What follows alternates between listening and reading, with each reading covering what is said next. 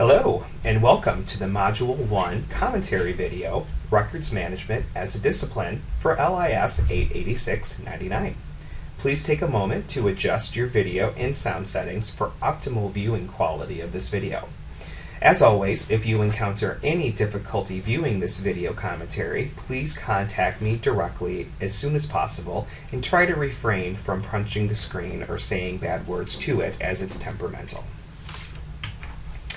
Prior to viewing this video for Module 1, please read Chapter 1 in the Safety textbook, pages 1 to 30. Also, please read pages 1 to 57 of the Kahn and Blair book. Finally, please read the handout on Canvas called The Principles. Directions on where to locate the handout will be available to you in the Module 1 to-do list, which is posted on Canvas and was sent to you via email. As we begin our venture in learning about Records and Information Management, otherwise known as RIM, let me take a moment to outline the major topics covered in this module commentary video. Before we begin to work with the nuts and bolts of RIM, the practice as a whole must be clearly defined as a cross-organization discipline.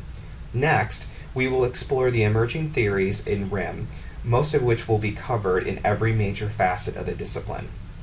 We will then discuss Records and Information Management as it relates to organizational structure and necessity. Finally, we will explore the association of records managers and administrators, otherwise known as ARMA, and its impact on the Records and Information Management field with its contribution called the Principles.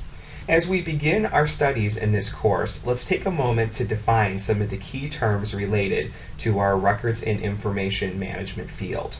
As with any technology field, you will find key definitions related to Records and Information Management, RIM for short, are broad, evolving, and often all-encompassing. Throughout the course, you will hear all too numerous references to the term record.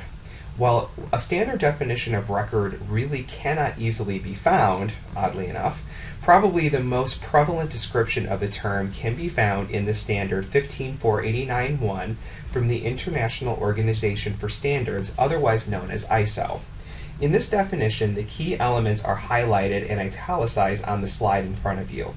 At the core, records are created, received, and maintained as organizational evidence in pursuit of some obligation with impact to organizational operations. While you'll find that not everything produced by the organization is a record, a subset of these items created fall into this record category and must be preserved, maintained, and then ultimately destroyed. With the term record broadly defined, our focus now shifts to the field of records management, also referred to as RIM.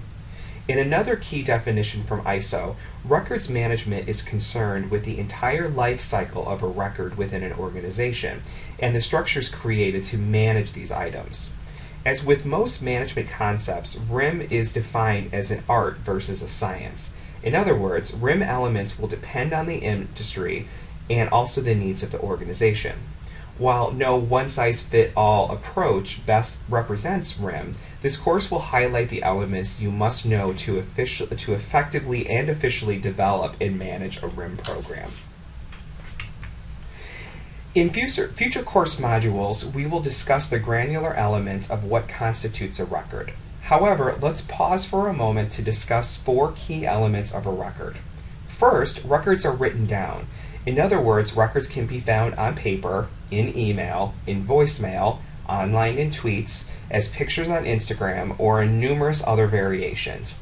Gone are the days of records only being found in expansive office file rooms. In the 2010s, each member of an organization will be responsible for creating, maintaining, and disposing of key organizational records due to the evolution of technology. Records are also the property of some entity or person.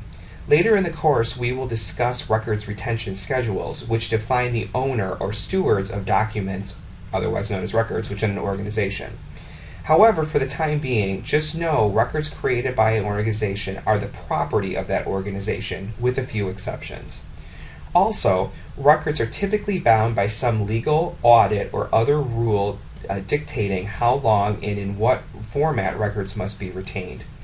For example, an organization's financial records may be bound by federal audit rules for 5, 7, or maybe even 10 years, depending on the content and purpose found in that record. While some records may have a permanent retention period, in practice you will find most records expire and must be destroyed at a certain point in time.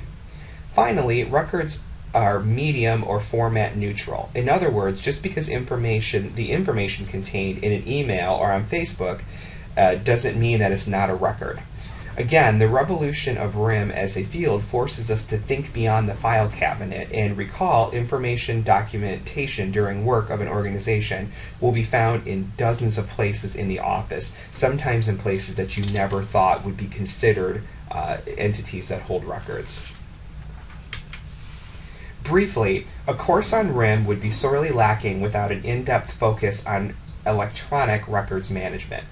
While we will spend numerous class modules on RIM considerations and technology, it's important to start the discussion of the elements of electronic records in the context of RIM program management.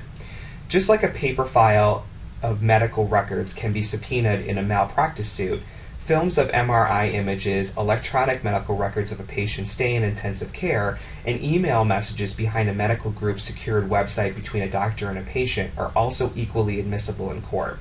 In other words, records are format neutral and must be maintained accordingly. At the core, however, valid electronic records contain 4 key elements: integrity, accuracy, authenticity, and accessibility.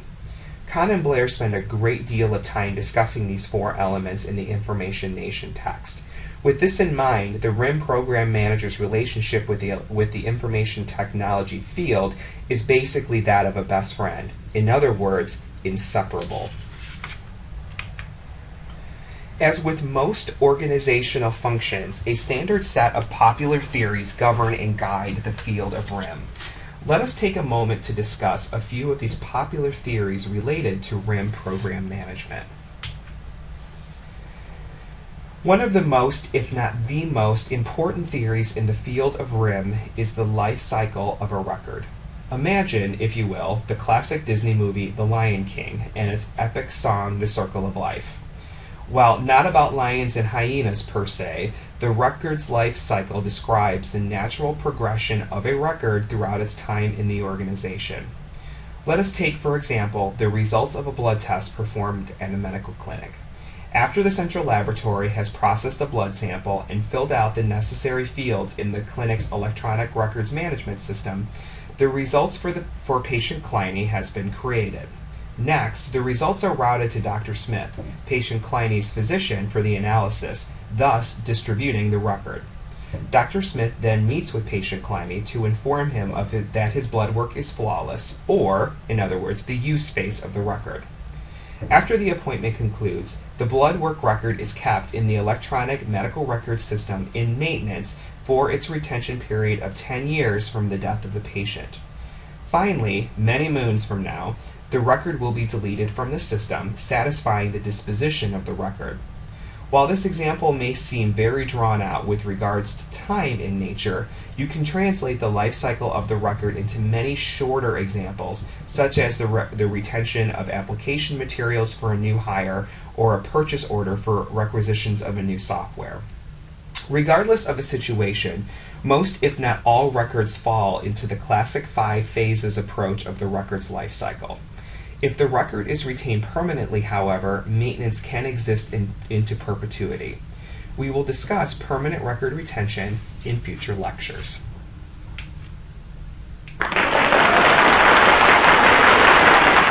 Applause, applause. As you would expect, the time a record is maintained versus the number of views received has a direct correlation, which should be discussed and noted. Think back to the blood work example. How many times do you feel those results are accessed after the initial appointment to discuss patient Kleine's results? If you imagine not many, you're likely correct.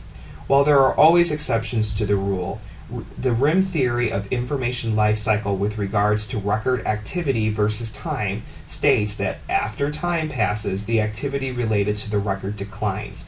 In other words, as the months or even years pass, it's very unlikely that a record will be accessed whether viewed or researched, as time approaches near the end of the record's retention period.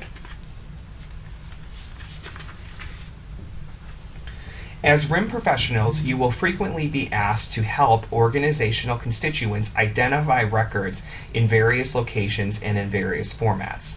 Remember, however, each item you come across on a shared drive, each email, or each document stuffed in an abandoned closet is not necessarily considered a record for the institution. Remember back to the definition of a record from ISO.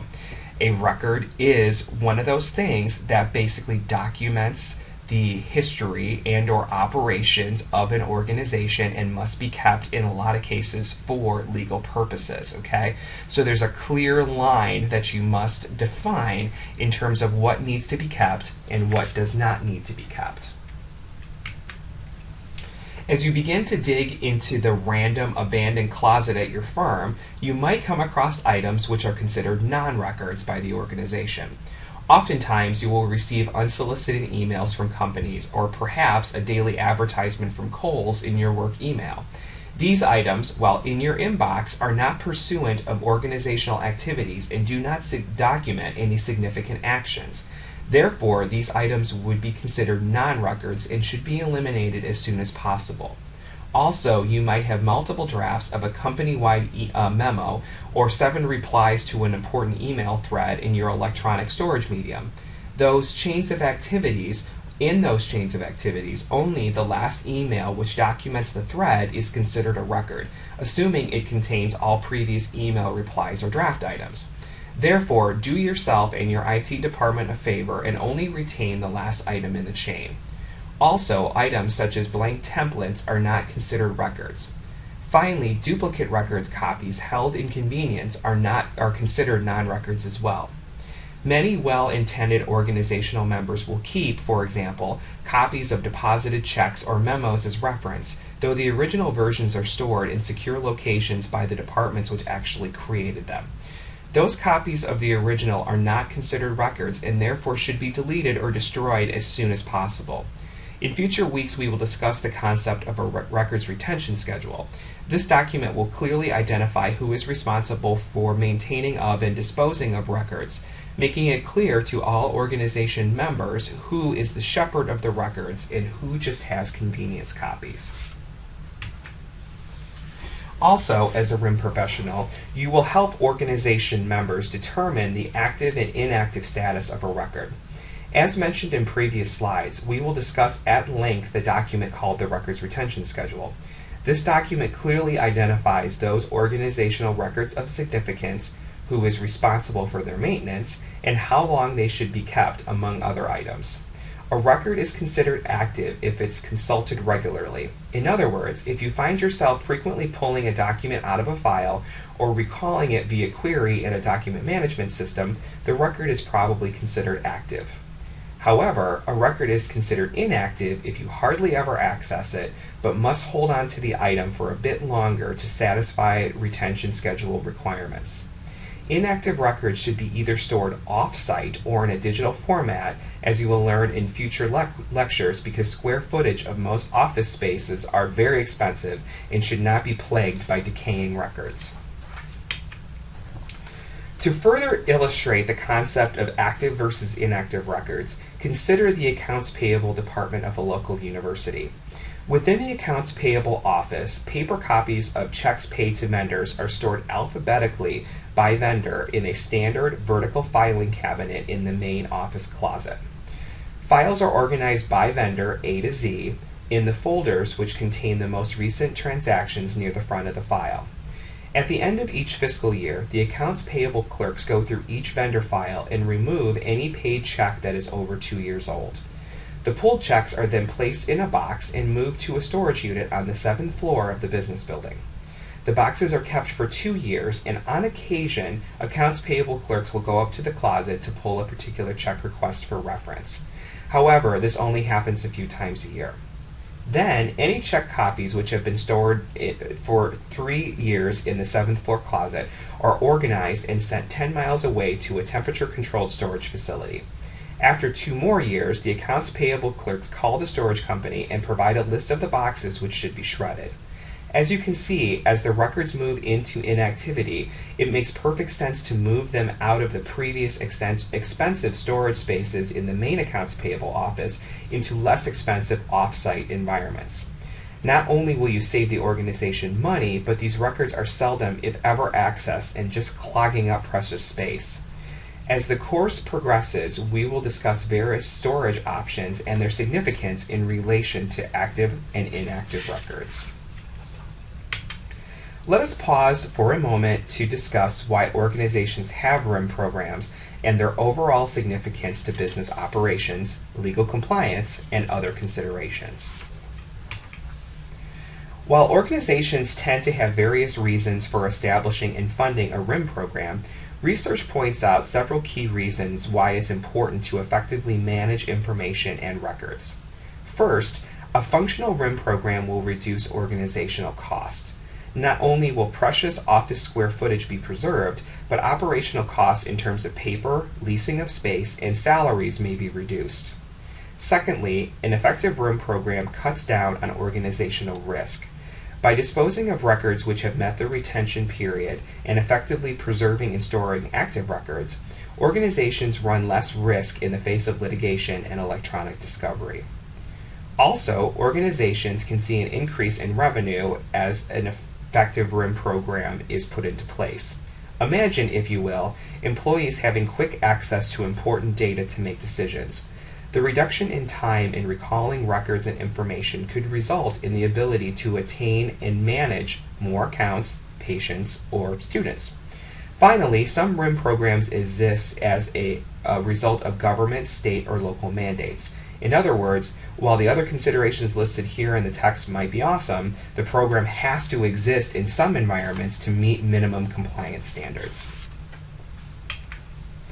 Just as organizations can have varying reasons for establishing and maintaining a RIM program, the reporting structure of the department may vary from firm to firm. Historically, RIM departments dealt with document management, mailroom operations, and copy services. Thus, it's not unusual to see a RIM program reporting to the business operation unit. Also, since RIM departments are principally driven by the threat of litigation and/or statutes of limitation, it's not unusual to see RIM departments report to legal areas of an organization. With the evolution of technology and its influence on the RIM field, you may also find RIM programs reporting to information technology areas. Finally, you may find select RIM programs reporting to an organizational archives or other library-related areas. Personally, my firm has RIM reporting to the VP of Compliance, which encompasses all areas such as audit and organizational policy. Later in the course, you will be assigned an actual RIM professional in the Chicago area to profile. I think you will find each organization structures RIM a little bit differently, telling a story of how the firm wants and needs the department to function. Just as RIM program reporting can vary from organization to organization, it is necessary to work with and foster relationships with various other areas across a firm in regards to RIM. Listed on your screen is just a smattering of the various departments RIM professionals will need to interact with on a daily basis. In the digital age of technology, I cannot emphasize enough having a strong relationship with your firm's information technology area. Particularly, get to know and foster relationships with IT professionals in the area of security, data warehousing, and infrastructure. Gone are the days of vertical filing cabinets and folders, and in are the days of databases and electronic document management. If you happen to walk into a role at an existing RIM program or have the opportunity to create one from scratch, there are several questions you should ask the organization. While these 4 items hardly constitute an exhaustive list, they will give you a baseline to start the discovery process. First, ask who within the organization is responsible for information management. Is it a cross-functional team? Responsibility of legal? Also, do RIM policies and procedures exist, and if so, how long has it been since their last update and review? In my organization, all policies and procedures are reviewed on a biannual basis in a cross-functional team. If no formal policies and/or procedures exist, fret not. Later in the course, we will discuss multiple frameworks in terms of how to make policies and procedures. Next, does your organization call information management something else? Is it called data security, information services? Each organization tends to have its own spin, so be sure to learn yours. Finally, does RIM exist in your formal information technology structure? In other words, does your organization worry about keeping the technology lights on, or does it see IT as a cross-functional asset with multiple facets, RIM being one of them?